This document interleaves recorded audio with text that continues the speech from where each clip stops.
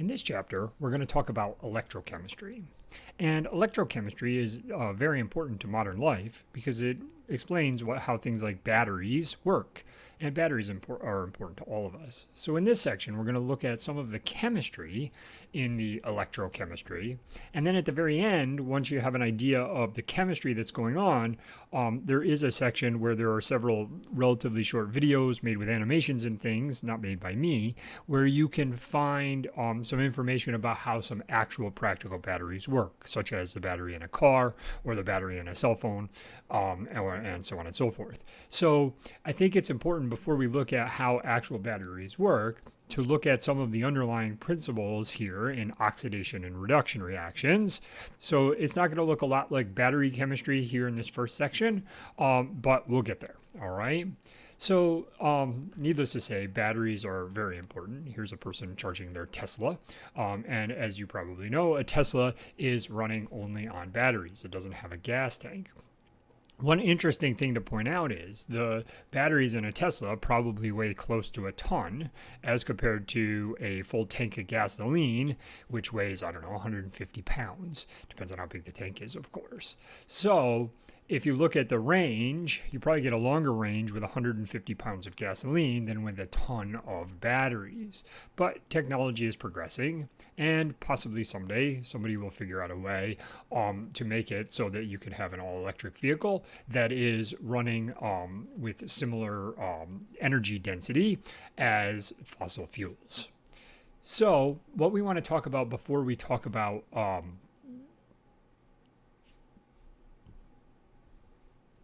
batteries is we want to talk about oxidation and reduction in general. And here is an example of an oxidation reaction happening. This is a copper wire. And this is a solution of silver plus ions, probably in the form of silver nitrate. Just like we talked about in previous chapters, you can't have a bottle of silver plus ions. There needs to be a counter ion. And the counter ion here is likely nitrate because silver nitrate is soluble. Silver chloride is not soluble, so it's probably a nitrate salt here. So when we put this copper wire into this solution of silver nitrate or silver plus ions, we have an oxidation reduction reaction occurring. And what happens is you can see that this copper colored metal will start to become silver. It's a little bit hard to see here. But as the reaction continues, you can actually see that silver metal is actually precipitating out of this reaction. We're forming silver solid, and we're getting copper 2 plus in solution. And you can tell that because the solution turns from clear when it's got silver nitrate in it to blue when it has the copper 2 plus ions or copper nitrate. Nitrate here is just a spectator ion, so it's not actually written in this reaction. And this is an oxidation reduction reaction. And what we're going to talk about in the beginning of this chapter is basically a review of something you've already had, redox chemistry, oxidation reduction chemistry, and assigning oxidation states. After we review how to assign oxidation states, we will talk about how to balance these redox reactions, which, believe it or not, is a pain in the neck. All right, you probably believe that at this point because lots of stuff we've done is a little bit of a pain in the neck, but it is a little bit of a process. Even for something as straightforward as this one, it is a little bit of a process. The idea behind balancing redox equations is we don't only have to balance the mass, balance the number of atoms on each side so that we have the same number, but we also have to balance the number of electrons. And if you look at this, this is balanced a little bit weird compared to how you would normally find something like this balanced. We have 2 Ag plus forming 2 Ag instead of 1 just forming 1. And the reason for that is that copper has given 2 electrons, so we need 2 Ag pluses to accept those 2 electrons. So we're adding a new wrinkle to balancing where we actually have to balance the electrons, and this is a 6-step process.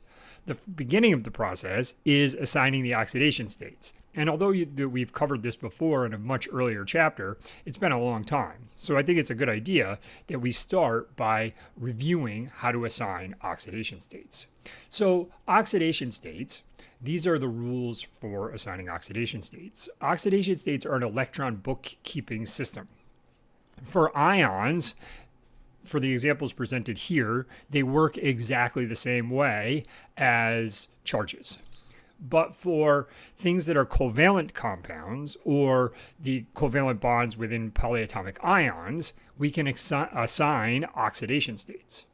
And in an earlier chapter, I usually talk about hydrogen reacting with oxygen and that being a redox reaction. And in fact, a hydrogen fuel cell works by reacting hydrogen and oxygen. And it uses a fresh supply of hydrogen and oxygen to provide electrons in order to, power a car or power whatever you're powering with your hydrogen fuel cell.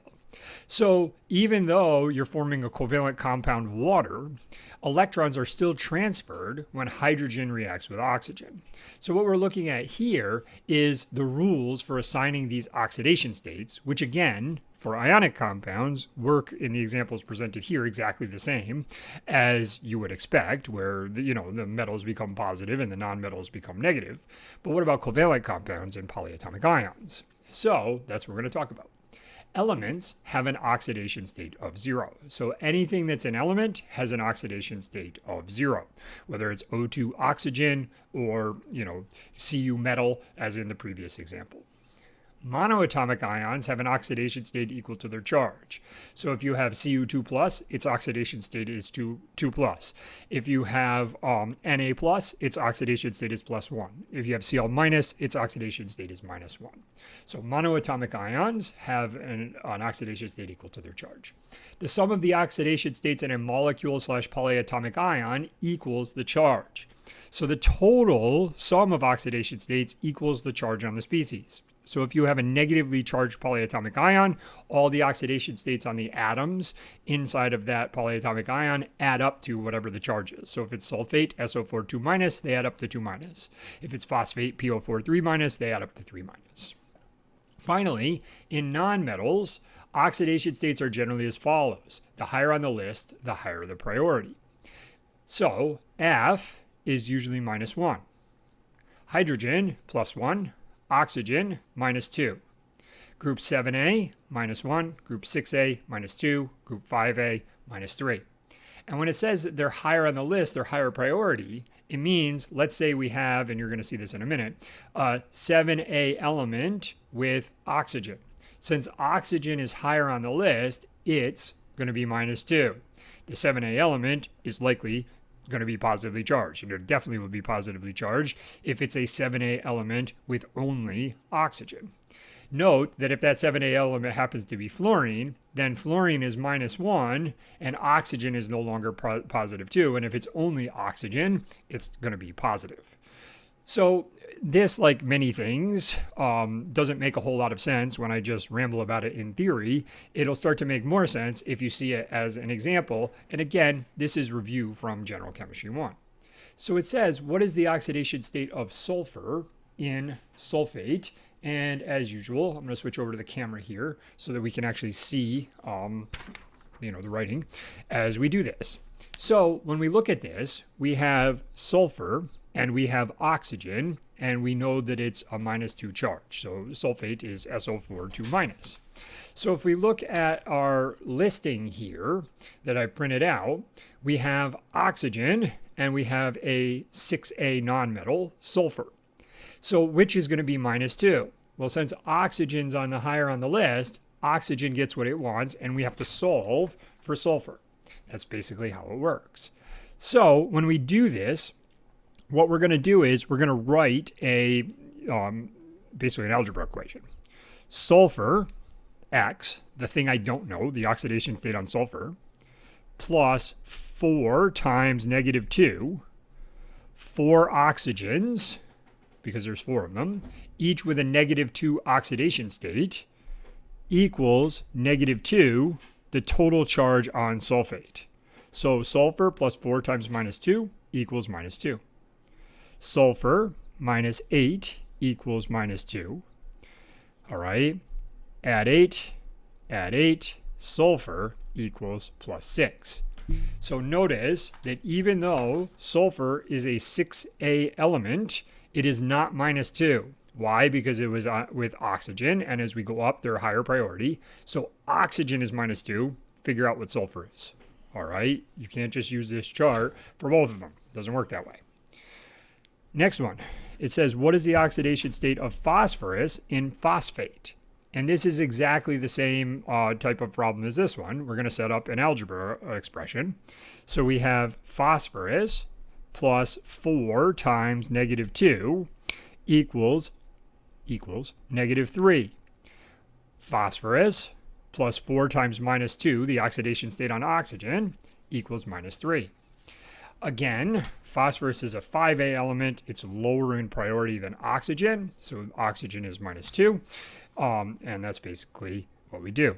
The truth of the matter is, when you're doing questions like this, you need to know that oxidation state of oxygen, and it's called oxidation state, and oxygen is always minus 2 unless it's with fluorine, okay? Which I'm not going to give that example. So it says phosphorus plus negative 8, or I'm just going to do phosphorus minus 8 equals minus 3 plus 8 plus 8. Phosphorus equals plus 5. What is the oxidation state of carbon in CO and CO2? So carbon's not even on our table, so we're just going to figure this one out. So in the case of CO, it's carbon minus 2, because there's one oxygen with a negative 2 oxidation state, equals 0. So in CO, C equals plus 2. In CO2, it's carbon plus 2 times minus 2 equals 0. When we do the math, carbon equals plus 4. So carbon in CO and carbon in CO2 have different oxidation states. So this is how we figure out the oxidation state on different elements, in this case, the element that isn't oxygen, in all of these examples.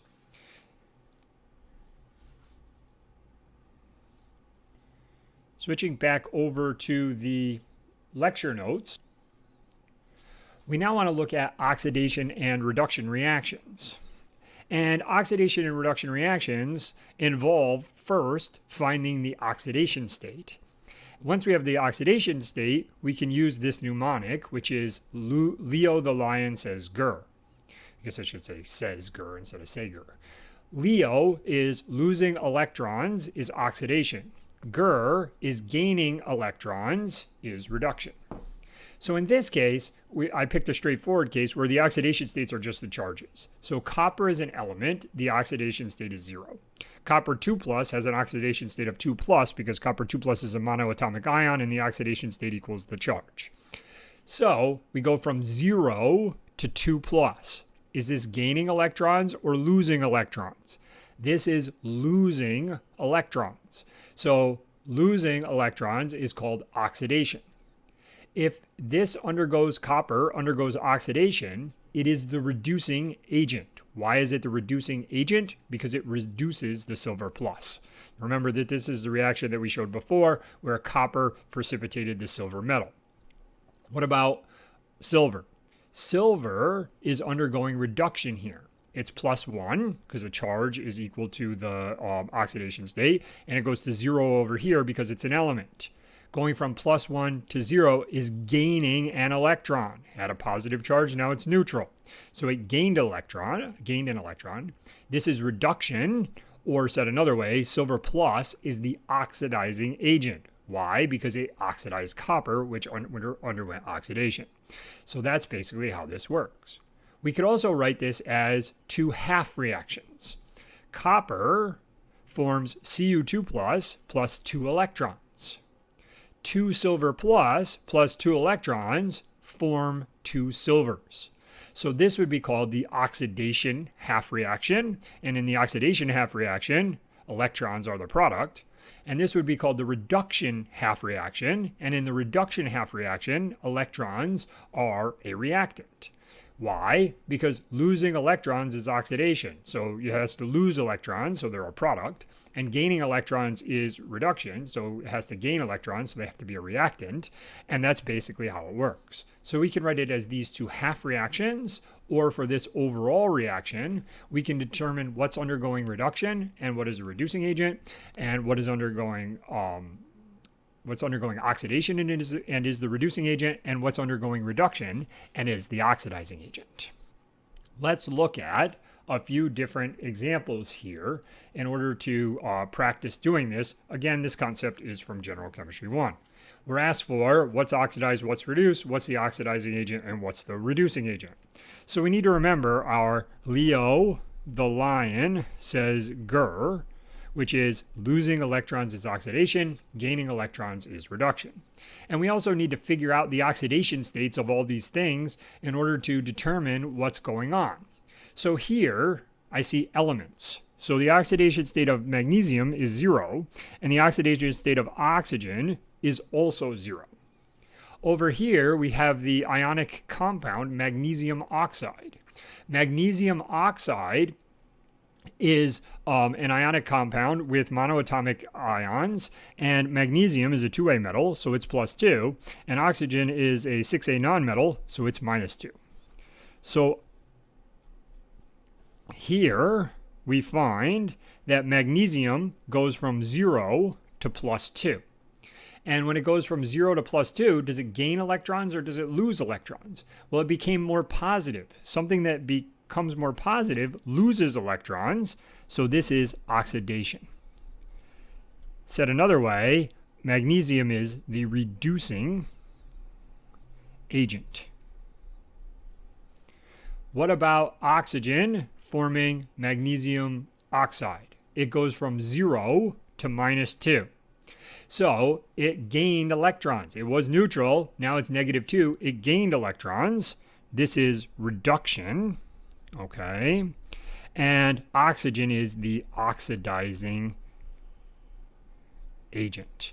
It is not an accident that this is called the oxidizing agent. One of the world's, I think, most abundant oxidizing agent is oxygen. Oxygen often acts as the oxidizing agent. I mentioned before, if it reacted with fluorine, that wouldn't be the case.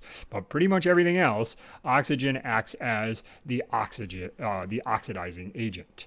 So note that one thing underwent oxidation and one thing underwent reduction.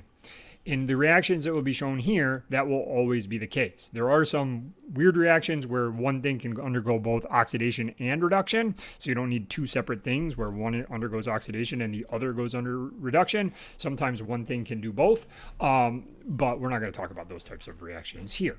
So we have oxidation, we have reduction. Let's look at the next example. And the next example goes back to the previous example where we already found the oxidation state of carbon in carbon monoxide and carbon dioxide. And if you recall, it was +2 on this side and +4 on this side. We just solved for that, the previous question that I did on the video. And then oxygen. Here we have an oxygen that's 0, and here we have an oxygen that's -2. Note that some people will often ask about this oxygen. This oxygen is -2. So if we look at oxygen here, we have oxygen going from -2 to -2. That's not oxidation or reduction. It stayed the same. So I can basically ignore this oxygen because it didn't undergo oxidation or reduction. Its oxidation state didn't change. So carbon goes from +2 to +4. Is that gaining electrons or losing electrons? Well, it became more positive. If it becomes more positive, that's losing electrons. So this is oxidation. And carbon monoxide here is the reducing agent. What about oxygen?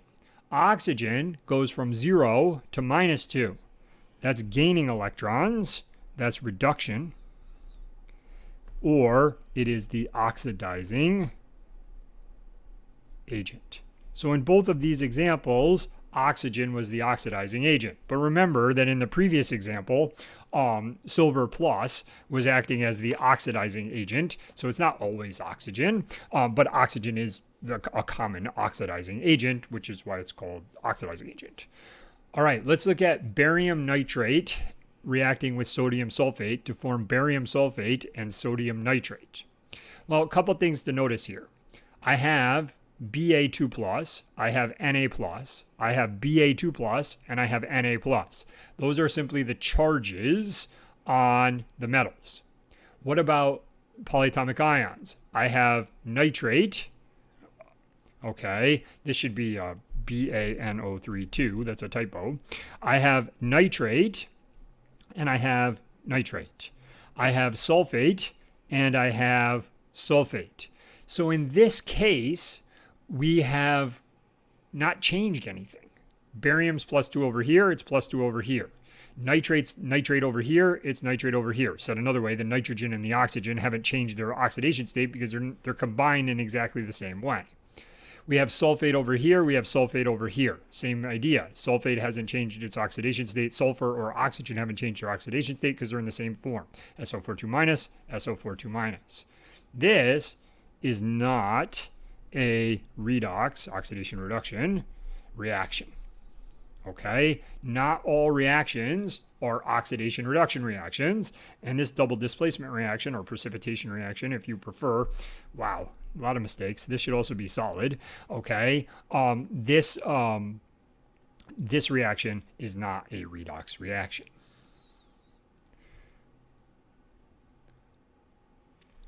All right, so the last thing that we're going to do in this section, and it's not going to be quick, is balancing redox reactions. So as I mentioned before, we have 2 silver pluses and 2 Ags when we could balance the mass or balance the silvers by just having 1 and 1. So why do we need 2? The reason that we need 2 is because the copper gives up 2 electrons to form 2 plus. A silver plus can only accept 1 electron to form silver. So we need 2 silvers, 2 silver pluses, to accept those 2 electrons. And that, of course, is going to produce 2 silvers because 2 silver pluses plus 2 electrons yields 2 silvers.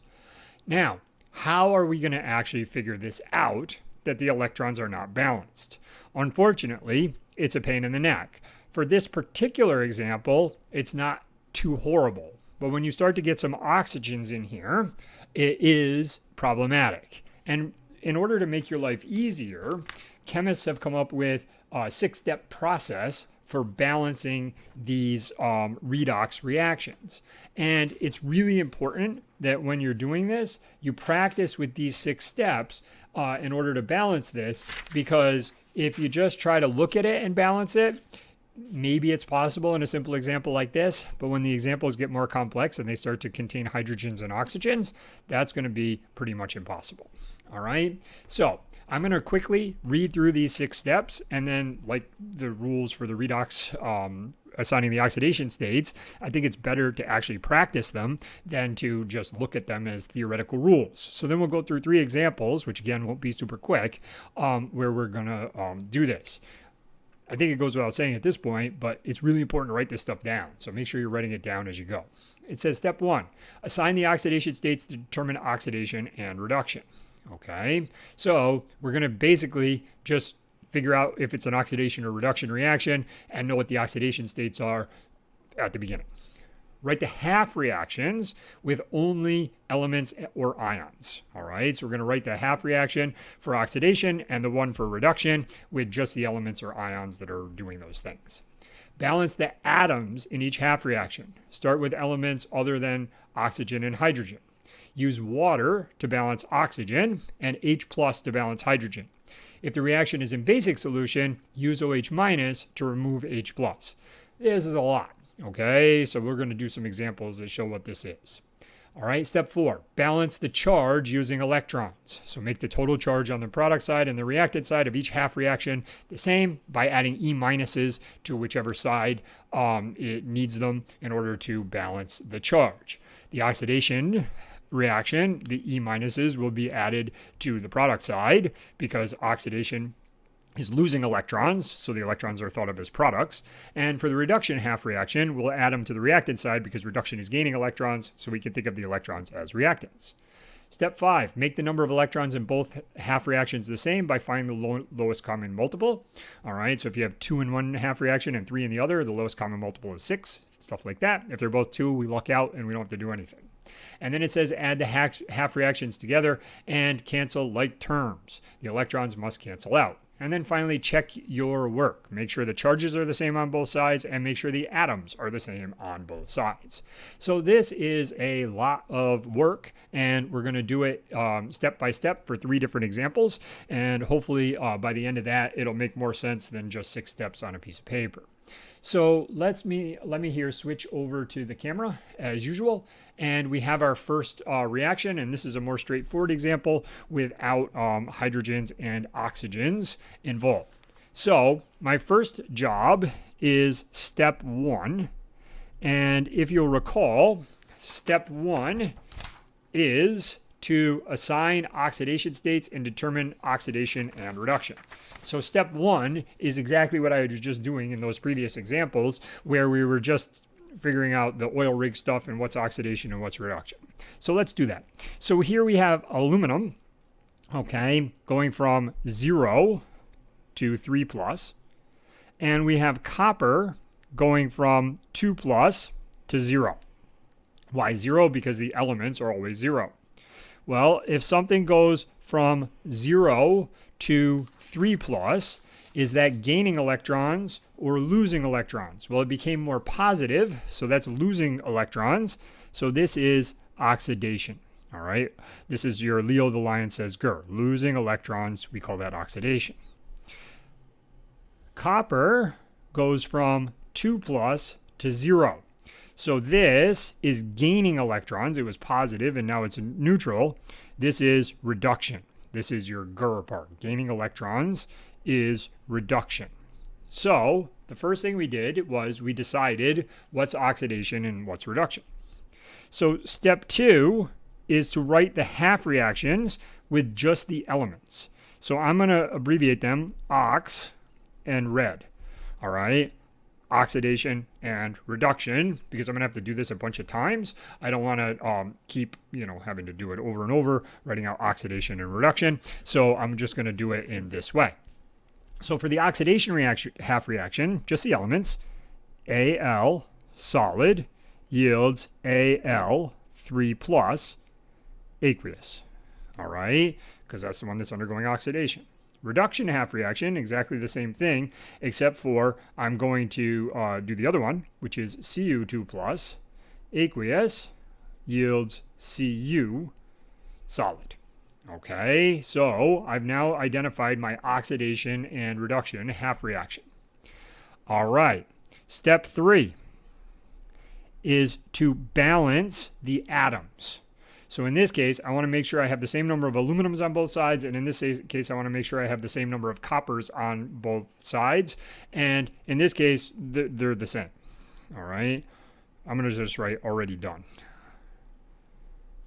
All right. The elements are the same. 1 aluminum, 1 copper, 1 copper. That's not always the case. All right. Especially when you have oxygens in here, then you have to add your waters and your H pluses in order to get things to balance out. But in this case, we don't have to do this. All right. Step 4. Step 4 is to balance the charge using electrons. So step 4, I need to, for each half reaction, balance the charge. Well, oxidation half reaction, I have Al solid. The total charge on this side is neutral. Yields Al 3 plus aqueous. The total charge on this side is plus 3. So now I'm going to use electrons to balance the charge. So plus 3 E minuses. So now I have plus 3 and 3 minuses, neutral, and on this side also neutral. For the reduction half reaction. In this case, I have Cu2 plus yields Cu. This side's neutral, and this side is plus 2. So I need to take 2 electrons. I'm using electrons in step 4 to balance the charges. Plus Cu2 plus aqueous yields Cu solid.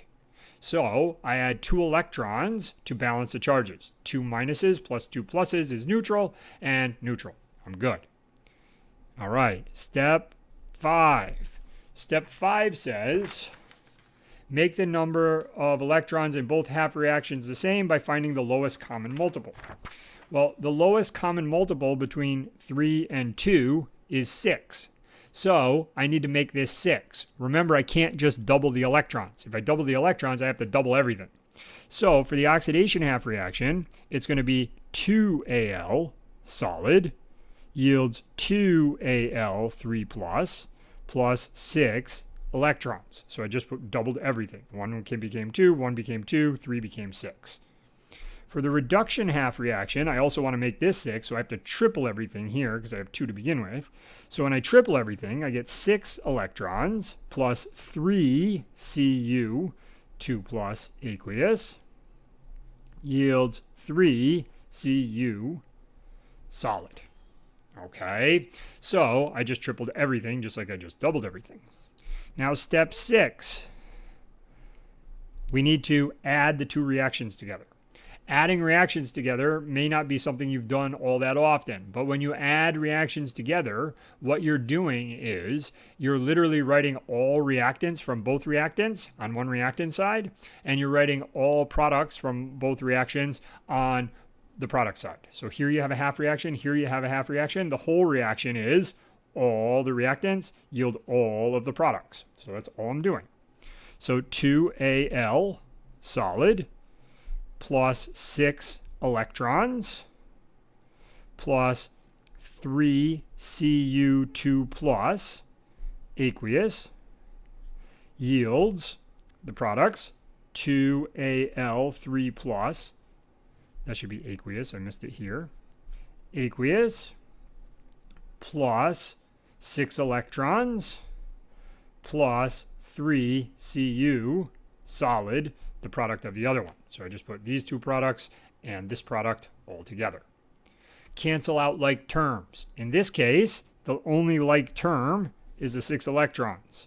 So I have 2Al solid plus 3 Cu2 aqueous yields 2Al3 aqueous plus 3 Cu solid. Now in some books, checking your work is actually step 7. In other books, you do the 6 steps and then, they tell you to check after. So either way, we're going to check our work. So in this case, we want to check 2 things. We want to check the charge and the mass. The mass means the same number of atoms on both sides. Balancing the mass is how you normally balanced an equation before you learned about the joy of redox balancing. All right, so we have 2 aluminums and 2 aluminums. That's good. We have 3 coppers and 3 coppers. That's good. What about the charges? Here we have 3 2+, so the total charge on this side is plus 6. And on this side we have 2 3+, so the total charge on that side is plus 6. Those are exactly the same. I don't know why I X'd them out, but they're both exactly the same on both sides. So we have successfully balanced the atoms or the masses, and we have successfully balanced the charges. Let's look at the next example, which is not as straightforward as the first example. All right, so it says balance the following reaction in acidic solution. So in acidic solution, we use H+ to balance the hydrogen atoms, okay? In basic solution, we use H+ to balance the hydrogen atoms, and then we neutralize it with OH-. So this is going to occur in acidic solution. And you've probably heard of battery acid before. It's not uncommon for these redox types of reactions to involve using some kind of acidic solution, but this isn't set up to be a battery. We'll talk about that in the next section about how you set these up in such a way that you can actually get those electrons to do some useful stuff. So let's do step 1. Okay, so what I'm looking for is I'm looking for oxidation and reduction in order to make this thing work. So step 1 is assign oxidation states and determine oxidation and reduction. So what I notice here is that I have iron by itself and I have iron 2+. So iron goes from 0 to 2+. When iron goes from 0 to 2+, it's losing electrons, okay? And that's your Leo part. Losing electrons is oxidation. So my oxidation is going to be iron going from iron to iron 2+. Now I have to decide about reduction. Well, here I notice I have nitrogen and oxygen, and here I have nitrogen and oxygen. I remember that oxygen's a higher priority rule, so it's more likely to get what it wants. In compounds, this oxygen is going to be -2. In a compound, this oxygen is going to be -2. Note that oxygen is 0 if it's an element, but in this case, neither of them are elements, right? It's not elemental oxygen in either case. So oxygen's -2 to -2. That's not oxidation or reduction. That tells me, hey, I better focus on this nitrogen because this nitrogen probably changed. So for nitrate, I want to do nitrogen plus, we have 3 oxygens, 3 times -2 equals -1, the charge on nitrate. And when I do that, I get nitrogen -6 equals -1, or nitrogen equals +5. So nitrogen over here is +5. Now I want to repeat that process for this NO2. So here I have nitrogen plus 2 times -2 equals 0. Because in this case, the overall charge on NO2, nitrogen dioxide, is 0. It's neutral. There's no charge listed there. And when I do all that work, I find that nitrogen equals +4. So sure enough, there is a change in the oxidation state of nitrogen, which is good because if there wasn't, this reaction wouldn't make any sense, because if something is losing electrons, something else has to take those electrons, and in this case it's the nitrogen that's doing that, or it's the nitrate that's doing that to form NO2, if you will. So I'm going to go ahead and cross this over like this. This is +5 to +4. That's gaining an electron, or said another way, this is reduction. All right, now I'll write it down here. Step 2. Okay, so now I want to do step 2. I have my oxidation and I have my reduction. All right, for both reactions. My oxidation reaction is Fe solid yields Fe2+ aqueous. All right, and my reduction half reaction is NO3- aqueous yields NO2 gas. So step 2, I write my 2 half reactions for my oxidation and reduction. Step 3. All right. Step 3 is about balancing the atoms or the mass of each half reaction. So balance the atoms in each half reaction. Start with elements other than O and H. Use water to balance oxygen and H+ to balance hydrogen. If the reaction is in basic solution, it's not, so we can ignore that. All right. So for my oxidation reaction, this is really easy. Why is it really easy? Because it's already balanced, right? I have oxidation. I have Fe solid yields Fe2+ aqueous. Said another way, I have 1 iron on this side and 1 iron on this side. The atoms or the mass is balanced. But for my other reaction, it is not quite as straightforward. So I need to go ahead and do this. So first of all, I notice that my nitrogens are balanced. I have 1 nitrogen on this side and 1 nitrogen on this side. So for my reduction half reaction, the first thing I need to balance is my oxygen. So if I take my NO3- aqueous yields NO2 gas, and notice how I wrote it kind of more towards the middle, because I'm probably going to have to add things on both sides, so I need some space over here to write them. So in this case, I notice that I have 3 oxygens on this side and only 2 on this side. The first thing I want to balance after the nitrogen, so first nitrogens, then second oxygens. How do I balance oxygens? Well, this reaction is occurring in aqueous solution, so water can be involved. I now have 1, 2, 3 oxygens and 1, 2, 3 oxygens. We also know that this is occurring in acidic solution, so now I can use H+ to balance out my H's. I just added 2 H's over here, so I have to add 2 H+ over here in order to balance them out. Okay, so I have 2 H+ plus NO3- yields NO2 plus H2O. If I look at all my elements, 1 nitrogen, 1 nitrogen, 1, 2, 3 oxygens, 1, 2, 3 oxygens, 2 hydrogens, 2 hydrogens. I have successfully completed step 3, which is balancing the mass or making the number of atoms the same on both sides, a normal balancing. All right, step 4, balance the charges. So step 4 involves balancing the charges, which means adding electrons.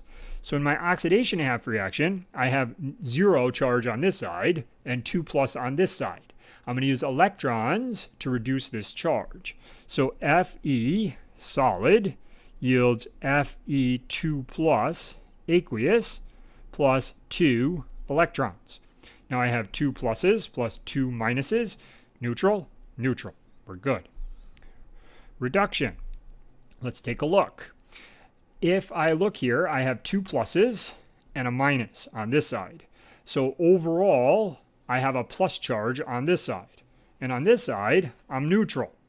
So I need 1 electron, okay, plus 2 H pluses, aqueous, plus NO3 minus, aqueous, yields NO2 gas, plus H2O, liquid.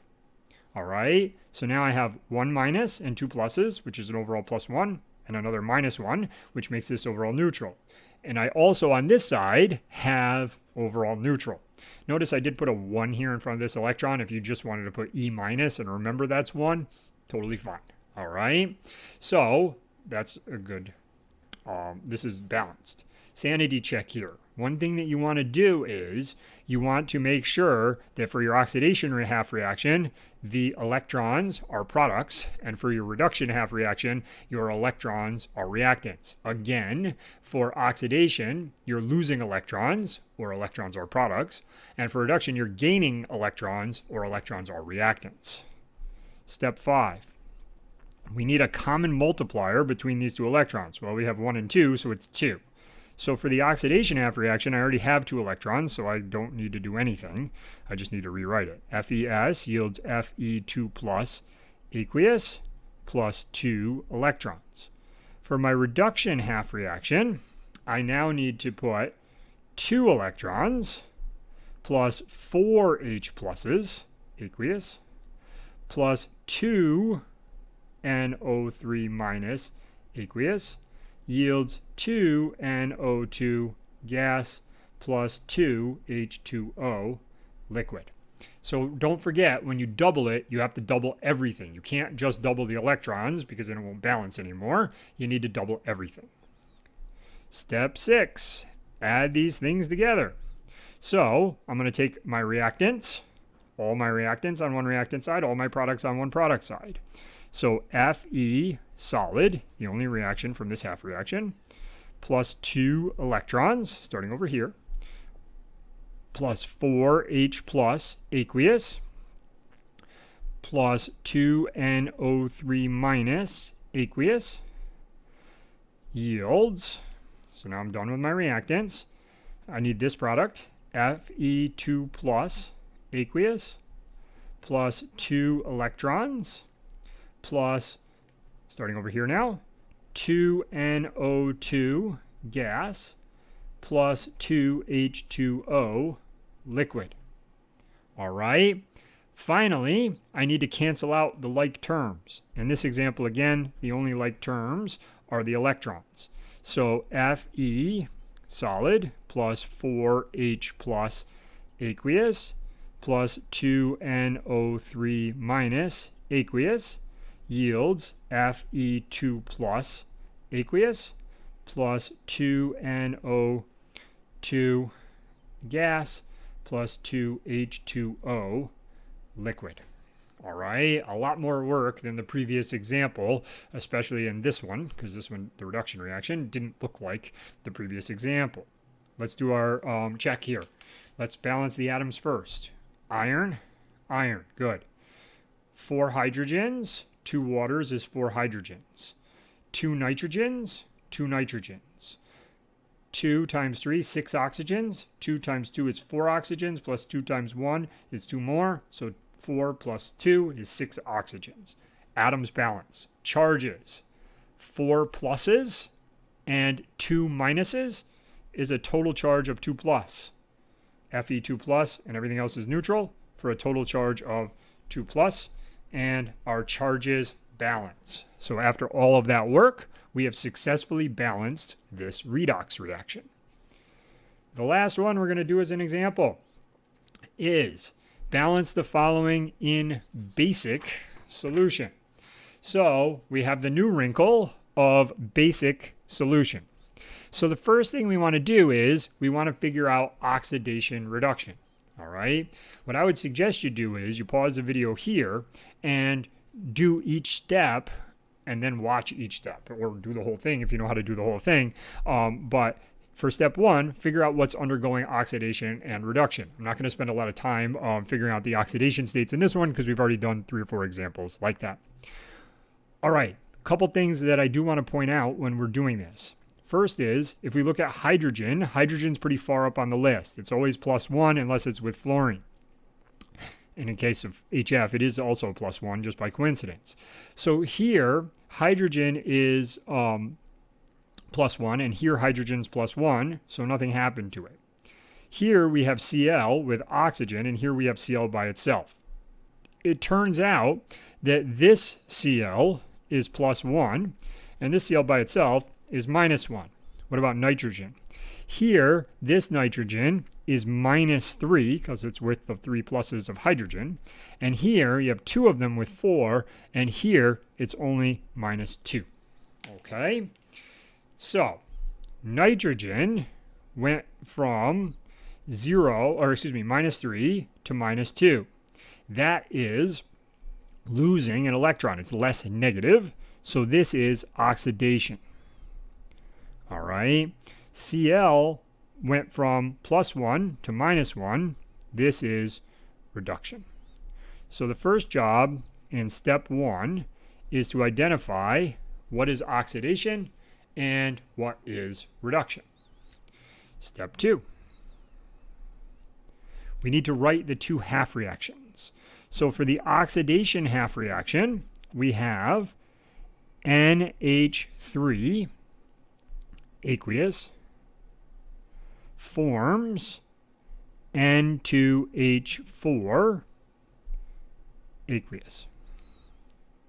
For the reduction half reaction, okay, we have ClO minus aqueous forms Cl minus aqueous.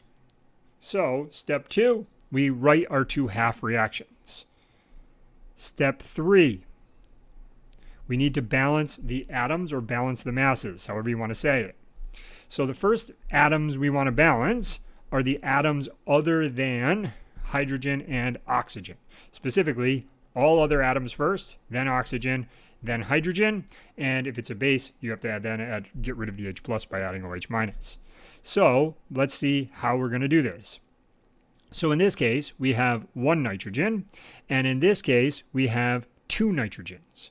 So in order to balance this, we need to take 2 NH3 aqueous yields N2H4 aqueous. Now, what I notice is I've got 2 nitrogens and 2 nitrogens. The next step would be to balance the oxygen using water, but I don't need to do that here because there isn't an oxygen. So my last step is to balance, well, it's not going to be the last step, there's going to be one extra step, but the next step is to balance hydrogen using H pluses. So here I have 2 times 3, or 6 H's, and here I only have 4 H's, so I'm going to add 2 H plus aqueous.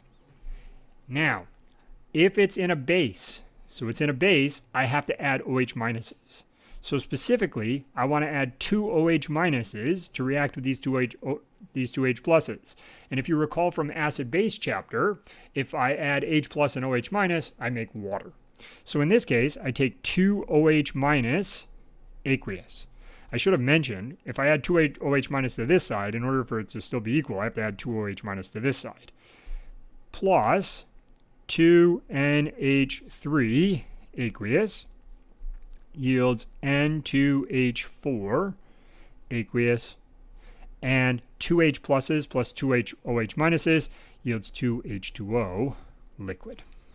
All right, let's double check and make sure we did it properly. 2 oxygens, 2 oxygens. 1, 2, 2 hydrogens plus 6 hydrogens is 8 hydrogens.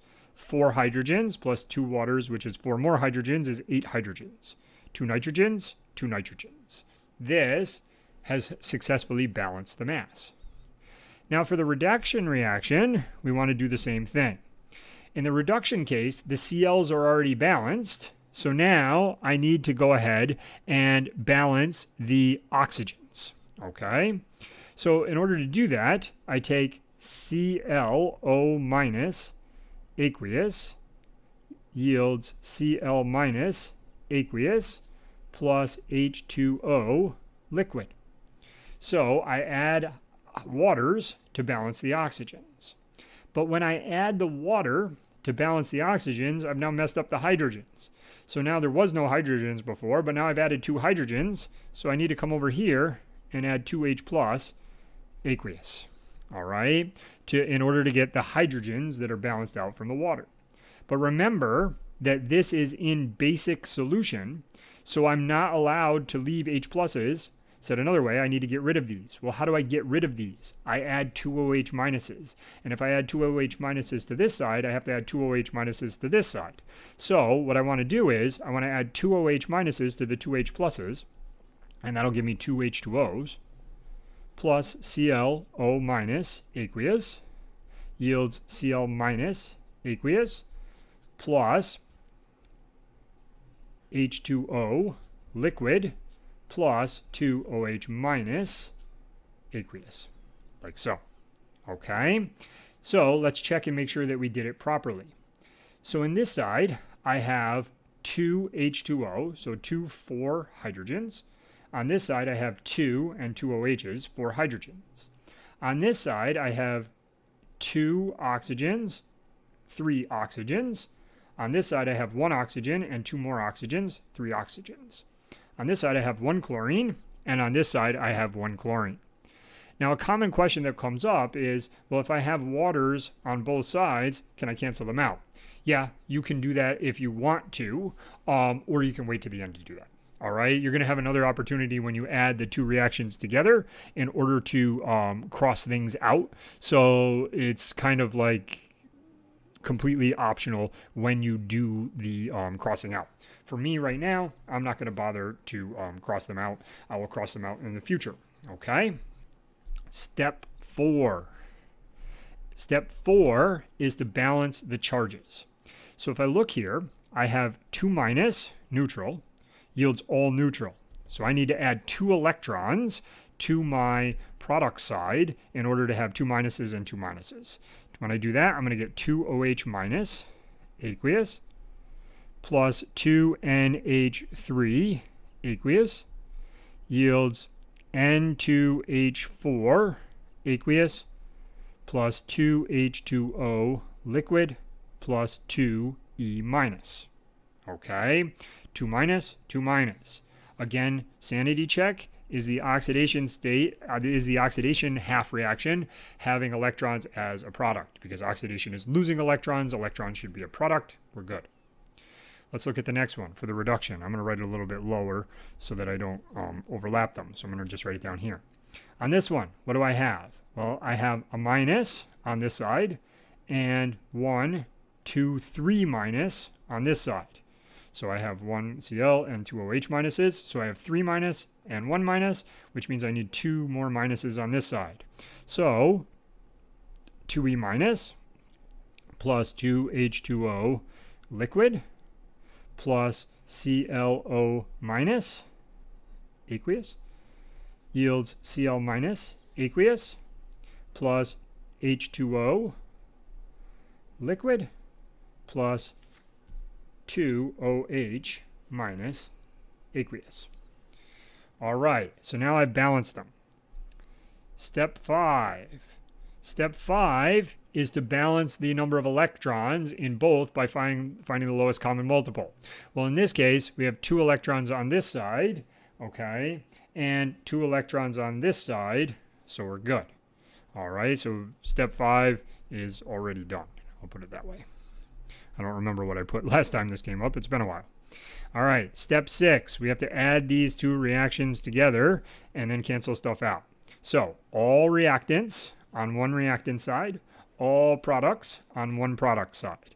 So 2OH minus aqueous plus 2NH3 aqueous, okay, plus 2 electrons plus 2H2O liquid plus ClO minus aqueous yields.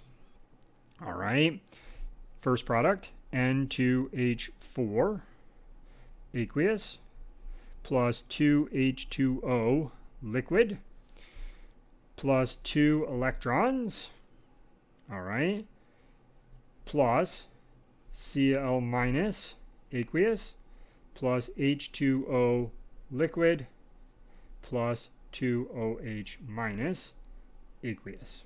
So it's really long. All right, now we can cancel out like terms. If we look here, there's 2OH minus on this side and 2OH minus on this side, so those can go.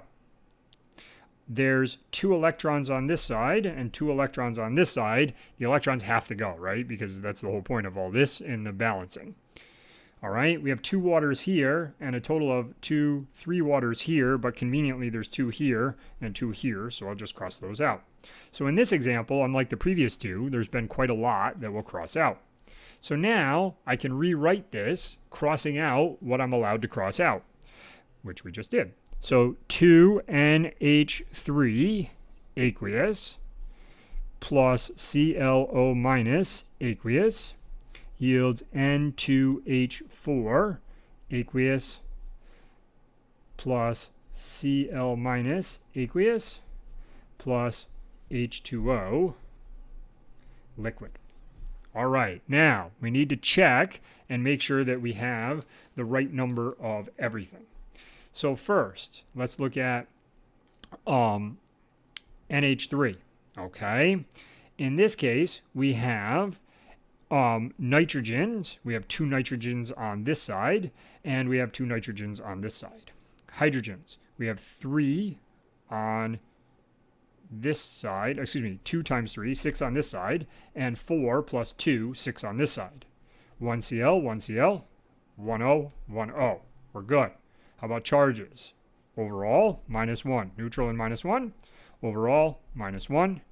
Charges balance, and we have a balanced chemical equation.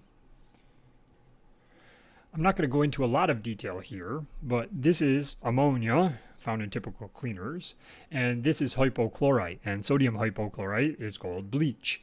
So one of the potential products of mixing ammonia and hypochlorite, ammonia and bleach, which we all know not to do, is hydrazine gas. Again, I don't want to go into too many details, so I'm not teaching people things that they don't need to know how to do, but this is, a potentially household chemical type of reaction. And the last reaction that we're going to look at doing stoichiometry with these redox balanced equations. And this is kind of just more a reminder about stoichiometry and a reminder to first balance the equation before you do it. So it says, consider the reaction below an acidic solution. What volume of 2.5 molar nitric acid, HNO3, this should be molar, nitric acid solution will completely react with 15 grams of iron? So this is not an uncommon lab experiment to do in a general chemistry type course or a quantitative analysis type course, which is to find the amount of manganese in steel. And steel is mostly iron, and you can get rid of the iron by reacting it with nitric acid and forming Fe2+. One of the side products of this is NO2 gas, which is a brown toxic gas, so that you have to do this in the hood and be careful. So in this case, we want to know what volume of 2.5 molar nitric acid we could use to react with 15 grams of iron. The first step is, and why I'm pointing this out is, the first thing you need to do is balance the equation. Luckily, we already did this when we balanced the chemical equation. So in this case, the HNO3 is the nitrate. So this is basically in the form of HNO3. So what we want to do here is we want to convert from grams of iron to moles of iron to moles of nitrate.